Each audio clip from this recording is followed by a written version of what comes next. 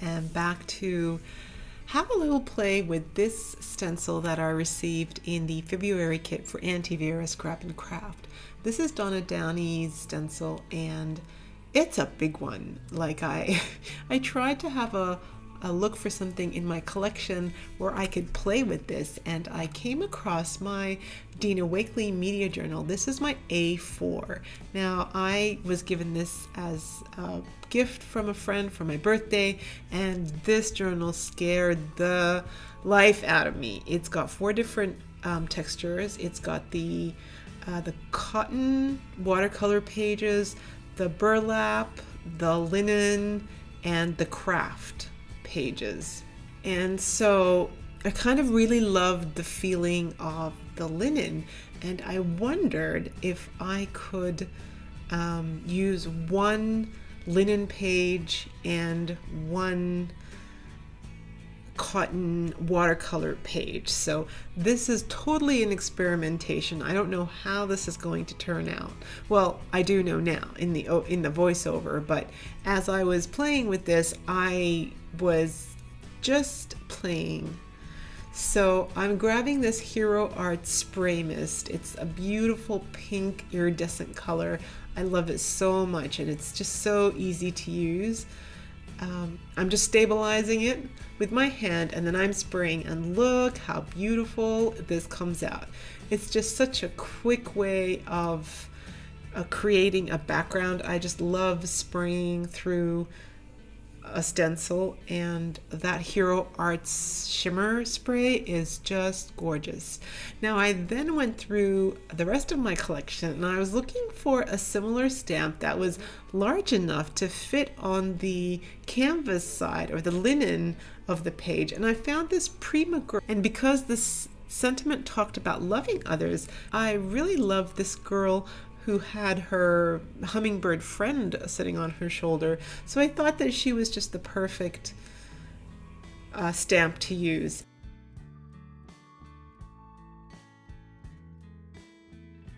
And once I stamped that on, I really loved that feeling of stamping on linen, stamping on canvas. I know it looks really light, but I really like how this is turning. I really love the light shimmer, the light pinky shimmer. I really love the light stamp. I did decide to stamp her in gray Ranger ink rather than the stark black archival jet black ink. I really didn't want it to be too stark. I wanted it to be quite light. And so what I'm doing here is I'm just pulling out my watercolors, and I am very lightly coloring this Prima Princess. It was a very interesting play session because I have never colored linen or canvas before. So I found that the watercolor would sit on top of the canvas for a little while before soaking through, which was really strange for me. And so I was worried that perhaps the watercolor was seeping through, but actually I'd check on it every once in a while, and the watercolor was not seeping through the canvas. So I really found this challenging. I had to listen to Dina Wakley talking about this book and how a lot of people were very also scared of using it. And she said that it's just another surface, that everything you could do before you got to this book on any other surface you could do on this surface. The only thing is that it reacts differently. So you guys know I always use my watercolor, so I thought, well, let's see what the watercolor looks like on a linen background, and it works. It just looks really different. It looks really soft. It looks really textured, not at all like watercolor does. So I was really surprised that it turned out so well.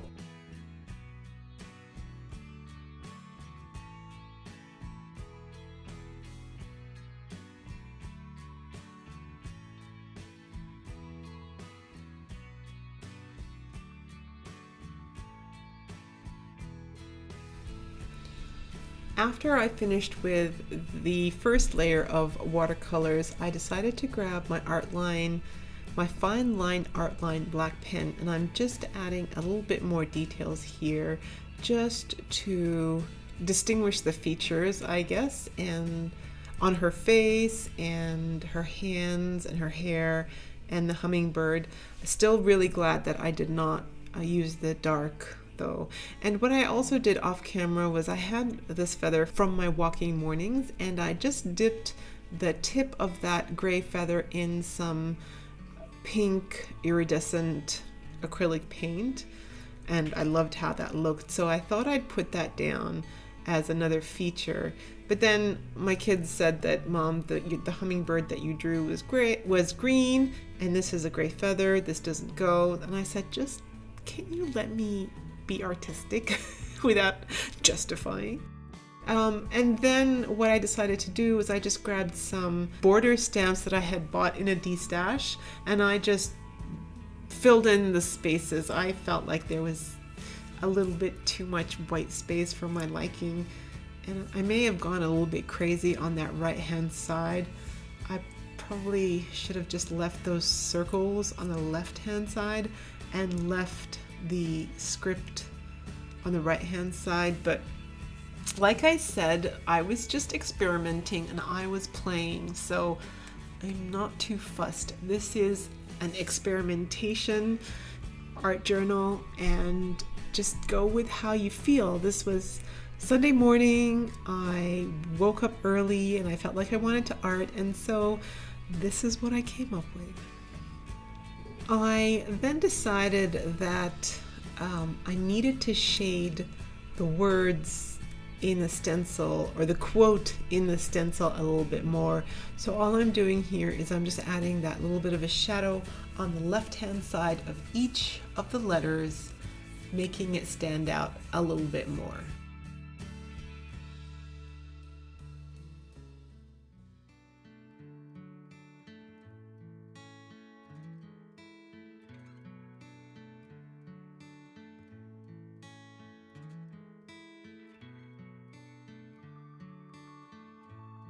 Just adding some final details here, accentuating some of the flowers, some of her hair strands.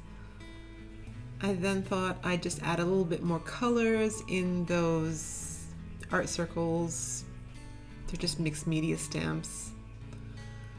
I got them really cheap in a D-stash, so I don't know who they're by. Just adding a little bit more color to the page. I found it really hard to blend on top of that linen surface, so I just dropped the color where it went and just accepted it for how it was. It wasn't a medium, it wasn't a surface that I was used to, and really this is all I did. This was just a quick experimentation. I was pretty accepting of my result. It was something new. I was pretty happy with it, and I hope this video just shows you that you can go ahead and try things on different surfaces to see how they will be, and how they turn out is how they turn out, and it's all okay, and it's all part of your art adventure. Thank you so much for joining me, and I'll see you in my next video.